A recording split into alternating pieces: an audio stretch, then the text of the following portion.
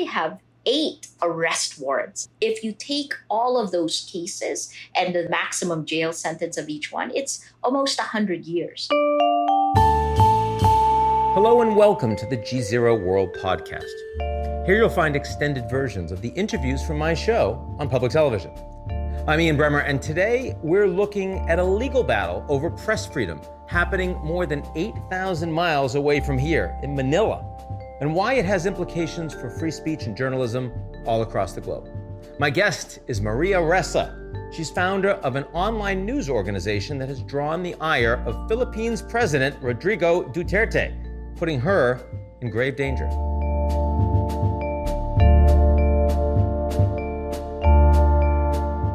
This episode of the GZERO World Podcast was made possible by Lennar, America's largest and most innovative home builder and the #1 destination for foreign residential real estate investment in the U.S.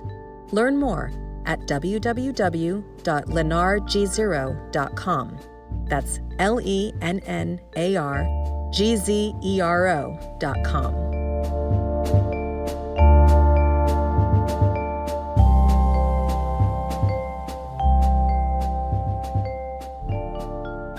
Maria Ressa, very good to be with you. It's good to see you again, Ian. You're making some news these days, which is not necessarily the position you want to be in as one of the most well-known journalists in your country. It's become pretty clear to all of us following the Philippines that your job as a journalist broadly is becoming a form of political protest in your country. What's life like for you right now on a day-to-day basis? This time period began, the attacks against us by my own government began 4 years ago. So it's almost like you're sick. You're sick. Some days you wake up and you feel okay. And other days you wake up and it's not so good. And it doesn't go away.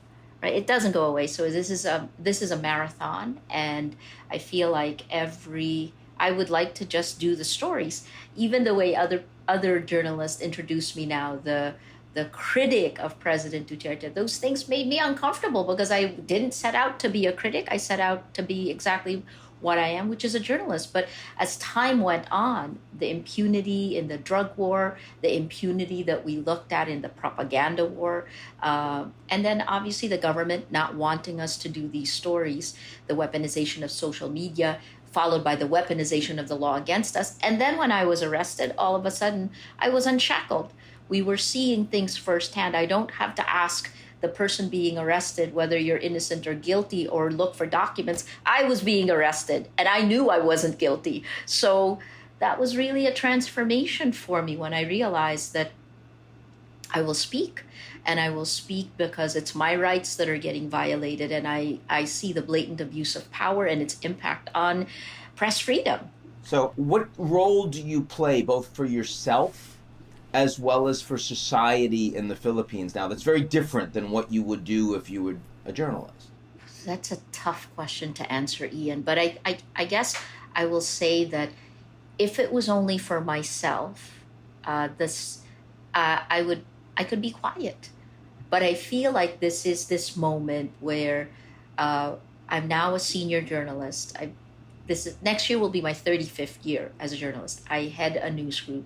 I used to head a news group before here. I was the head of ABS-CBN, and that network's already been shut down, right? Now here we are in Rappler, and I feel like the baton was passed to me at this point in time where I can't do anything else but what I am doing now. And that sickness thing, it's a great metaphor, and I use it for like 3 different things, It's when you have 8 criminal cases ongoing simultaneously, when you have COVID-19, and then when you have the propaganda war, where again that kind of sickness thing comes in, because influence operations or information operations, which is where the destruction of democracy begins, right? In this, that's also, I talk about that as a virus that comes into the body of politics, of democracy, infects us, changes the way we think, and then changes the way we act. I have a tremendous responsibility not just to Rappler, but to news organizations to hold the line, and then beyond that to our democracy. Because also feel like part of the reason that the government zeroed in on me is because I I didn't cow. I wasn't silent. And I know that the best defense for a journalist in this situation is to keep doing the stories. It's a huge responsibility and it makes me uncomfortable. I'm not an activist, but I suppose in the battle for facts, in the battle for truth, all journalists are activists. And that's the other thing we have to embrace is how journalism is changing, has changed, and how power has changed. And then the huge role of technology that has enabled the rise of these populist authoritarian style leaders. People all over the world right now are watching in a period of profound crisis that leaders are attempting to consolidate more power at the expense of democratic institutions. Now, it's interesting that, of course, your leader, Rodrigo Duterte, who, in many ways fits this mold of self-styled populist. He speaks in very crude terms, and he's very much a law and order candidate, lock them all up. But he's very popular.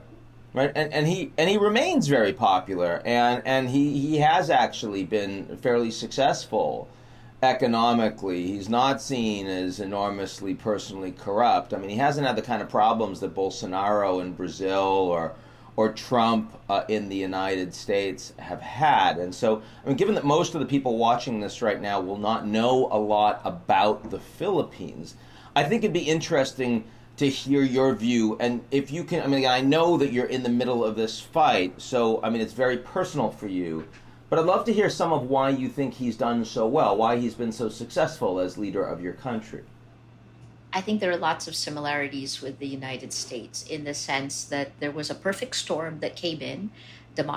Liberal democracy failed to deliver its promise, not enough of the trickle-down effect. Simultaneous with that unhappiness is the complexity of the world. We started seeing this in 2014, I would say with Indian elections then, that, because the world has become so complex, people want someone to help to just make those decisions. That was a factor in play. And then the biggest game changer, I think, is technology. And that comes from your country. Silicon Valley has made decisions that has impacted every single democracy, every nation around the world, right? Rodrigo Duterte. So he comes in, he's got the right thing, he's refreshing. I would say, yes, unlike Trump, he has more experience in governance, right? So here he comes, and in that interview in 2015, I asked him a question, and he admits to killing 3 people on camera. I didn't even know how to react. It was, at that point, actually kind of refreshing to interview someone like this, and that novelty was probably the first 6 months leading into the campaign. And then after he took office, the first deaths in the drug war happened just hours after he took office. And he was the first politician to successfully use social media to win the top post in our country.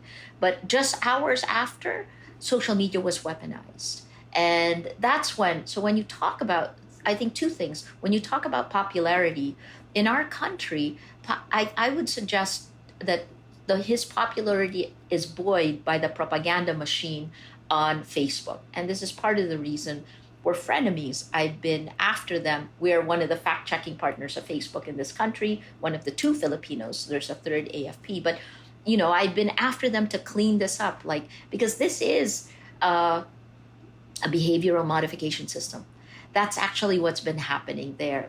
So all of this to say that he is a very, very powerful man, because here's the Philippines, 109 million people. We have had endemic corruption, weak law enforcement. And President Duterte has molded this in a whole different way. He's increased the salaries of our military and our police. The police have led the charge in the killings of extrajudicial killings. The government denies this, of course, right? What they will say is that the police has killed 6,000 to 7,000 people that's kind of a lot on its own. But human rights activists will say at least 27,000 people have been killed. That's the Philippine Commission on Human Rights. So now that we're in the middle of this pandemic, how would you say that has affected life on the ground politically in the Philippines? Has it made it easier for Duterte because you want that strong man, or are you starting to see more criticism that actually, all of the promises don't play out on the ground? All of it. Everything that you just said is happening, right? So I think the first is, when you have a virus, there's no us against them. Fighting a virus means the government must deliver. And when it doesn't deliver, real people die, right? So that's the first. So it's a huge challenge for the Duterte administration. And it reacted the way you would expect, which is, it has a hammer. The COVID-19 response is led by retired military generals. So we have a very militaristic response and not enough of the public health part, not enough doctors involved in this. When the lockdown happened, the number of tests that had been done at that point, this is in March, was about 12 tests for every million Filipinos. Now we're at about 6,400 for every million Filipinos, but still not enough, right? So number one, the government must deliver. It has a huge challenge. And you would think that it would kind of do a whole of society approach and bring everyone together. That's not the case. The second is the military and the police have taken larger roles. And President Duterte, in late night ramblings, has told the police that if Filipinos break quarantine, that they should, and these are his words, shoot them dead. And that's actually fueled Filipinos who are stuck at home to go out online, and for the first time, the day after President Duterte said that, hashtag Oust Duterte now trended number one overnight and globally as well. That would have been unheard of. But it also allowed President Duterte and this government to do certain things that also would not have been possible if COVID-19 hadn't been there. Shutting down the largest broadcaster, ABS-CBN. That happened on May 5. If that had not been during a lockdown, there would have been people out on the streets. Now they've consolidated, so it's been almost 2 months that ABS-CBN has been shut down. With me, the conviction, right? I think what's on trial at that point is not just us, Ray, myself, and Rappler, but also our judicial system. How independent is it? I was convicted on June 15th. We filed a motion for partial reconsideration, bringing up 13 huge leaps of fact that the judge had failed to consider. I mean, just the two big things is, in order to even get this case to court, the judge accepted the prosecution's the prosecution's push that they should change the period of prescription or the statute of limitations of libel from 1 year to 12 years. Retroactively. It's shocking. And then apply the cyber libel law retroactively. That was a workaround, because that right? piece was originally published at a time that this law did not apply, and so did not exist. Yeah. Did not exist, right? Yeah. And then even the republication, that novel concept that the Judge Montesa also accepted, republication at a time when the law itself was under a TRO at the Supreme Court. So it still wasn't in effect. So we've been found guilty of violating a law that didn't exist yet. That's incredible to me.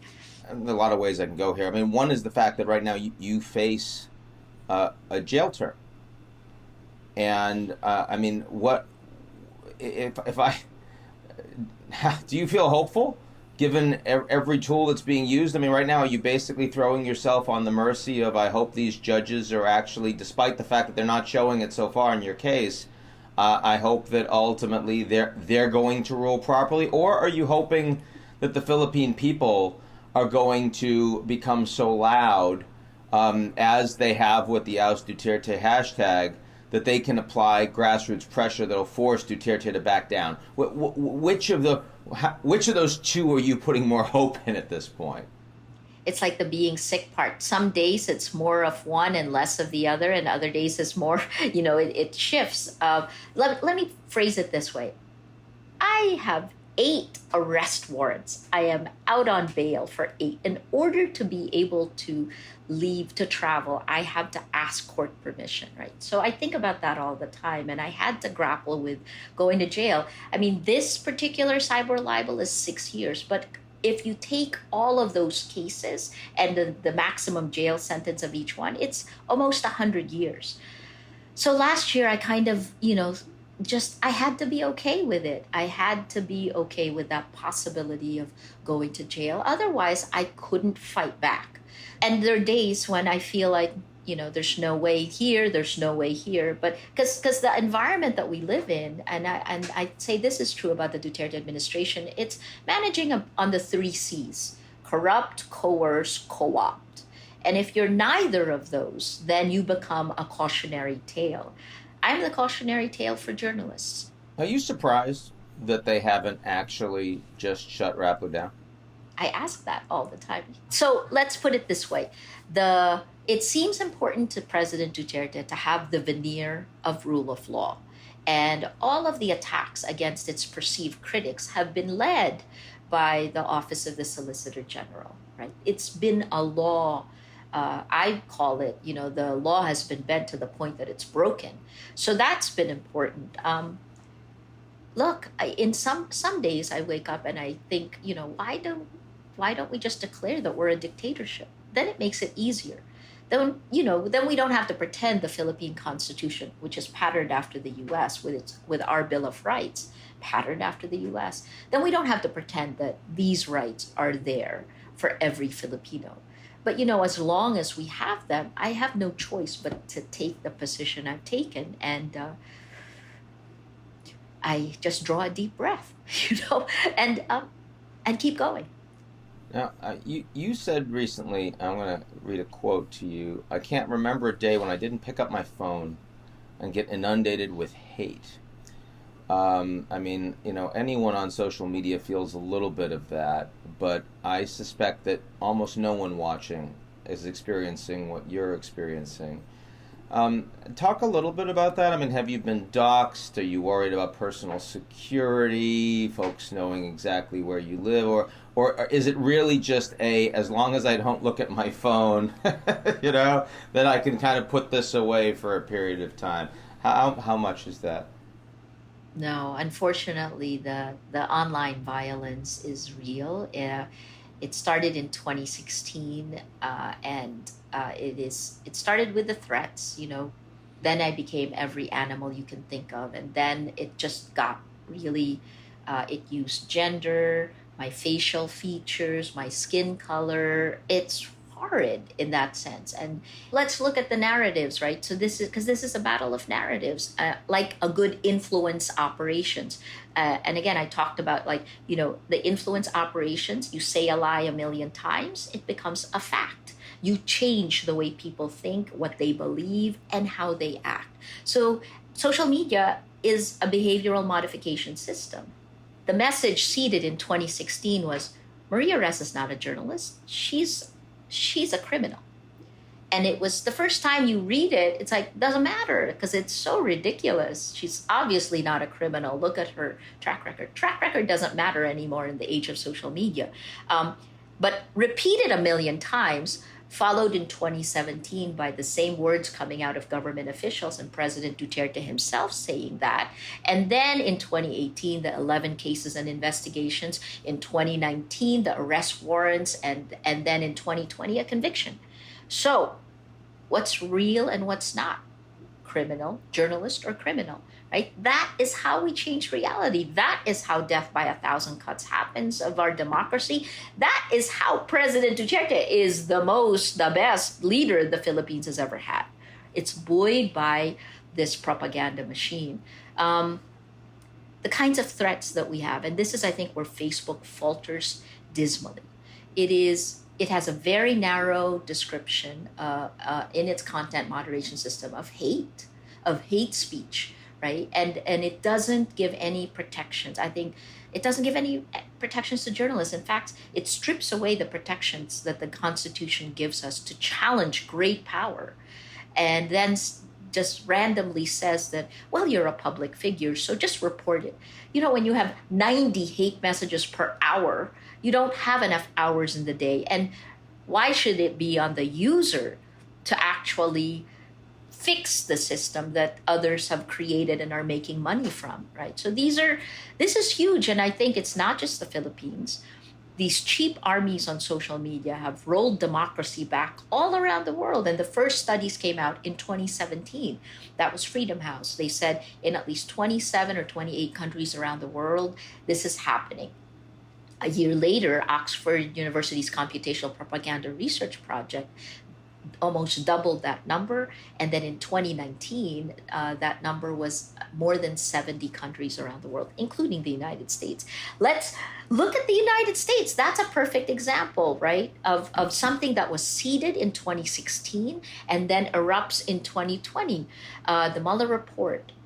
This is already documented that Russian disinformation networks targeted Americans.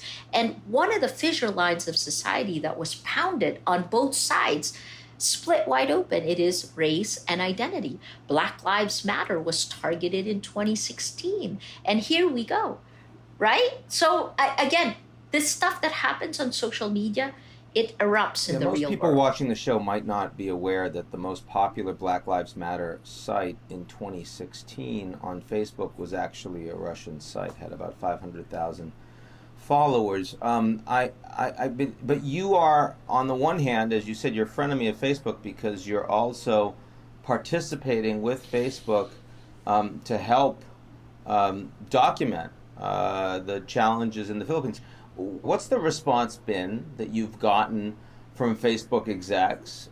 Is there anyone that is serious in the company that actually gets what you're going through and thinks they need to do something? Or do they just yes you with the understanding that their business model doesn't care about you because they need to make the money? I think there are individuals inside Facebook who know how bad it is. I mean, come on. Facebook itself, after the UN went to Myanmar, Facebook itself said that genocide happened, right? The biggest problem is, and this is where Americans like you, American journalists have more power than journalists like me in the Philippines because they will listen to Americans. Look, this is part of the reason. In 2016, I didn't really think we had to go to regulation because I thought that tech people are like journalists, like we will self-regulate, right? Journalists were the gatekeepers for many, many, many, many years, right? And we had that principle. We had standards and ethics, the mission of journalism. We protected the public sphere. Well, we lost that power to tech. Tech took it, made money off of it, but abdicated responsibility for protecting the public sphere. So yeah, they do not want to be journalists. They do not want to be treated as journalists. They have no interest in it. And yet they're the world's largest distributor of news, right? And this is, I think, what Facebook is grappling with right now, because they don't want to. They are using these laws to kind of do their own acrobatics. But the reality is there are people inside Facebook, we've seen this now, who do believe that they are not doing, that they're becoming evil if they aren't already, and that they're trying to change it. And I would say, I've met Mark Zuckerberg. I think he's a really bright young man. He's young compared to me because Ian, I'm much older than he is, And when I met him, I thought, my God, he's facile, he's agile. And yet he doesn't know enough to protect against his own weaknesses. This idea where he says this is a freedom of speech issue is just garbage. This is not a freedom of speech issue. This is a distribution issue. Facebook and other social media platforms allow lies laced with anger and hate to spread faster and further than facts, which are really boring. What would you like to see from Congress, from the Trump administration right now that might make a difference? Well, let's talk tech first, because I think that's the Pareto principle, and that's the way I've lived the last 4 years, right? And part of what keeps me going is that we can still build legislation or Silicon Valley. enlightened self-interest has to happen. They need to stop the lies from taking over the ecosystem to the point that people have no idea what the facts are anymore. So you're just like, it's just raucous screaming. It is tearing everything apart. You cannot have integrity of markets. You cannot have integrity of elections if you make facts debatable. So I think that's the first. And, when I think about legislation for the social media platforms, it has to just happen in two huge markets. That's in the US and in Europe. Because when you guys do that, it will cascade to us the same way that the nastiness that has been allowed to flourish also cascades to us, except our countries don't have strong institutions to stand up against that. And it collapsed our institutions, right? Information is power. I think that's the first. And then the second one is, you have been a victim of the same thing, of the kind of influence operations that have weakened your own system of democracy. And very few people are talking about the values. How can I talk about press freedom when so few countries, there are two countries that stood up for press freedom, that led this whole coalition of other countries that joined, but that didn't happen till July of 2019, and it was Canada and Britain. The United States, I don't even know if the US joined, but we feel that gaping hole. So I think the first is fix the mistake that Silicon Valley has done. Once you fix that, then, what happens to the people whose cognitive biases were radicalized and who don't listen to fact checks because they have now been torn apart? And that's what the social media platforms have done. So they don't change the way they think overnight. America's also going to have to heal its society. And frankly, where you go, we all go in many ways, right? Because democracy was weakened by what's happened in the States. Well, Maria Ressa, wish you luck and Godspeed. Good to talk to you today. Good to talk to you. Thanks, Ian. That's it for today's edition of the GZERO World Podcast. Like what you've heard? I hope so. Come check us out at gzeromedia.com and sign up for our newsletter, Signal. This episode of the GZERO World Podcast was made possible by Lennar, America's largest and most innovative home builder and the #1 destination for foreign residential real estate investment in the U.S. Learn more at www.lennargzero.com. That's LENNARGZERO.com.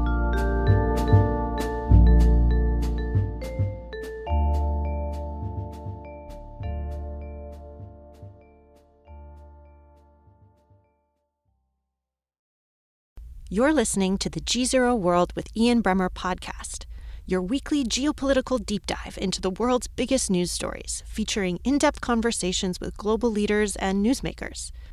To get more of GZERO's insights on global politics every morning, sign up for our free newsletter, GZERO Daily, at gzeromedia.com.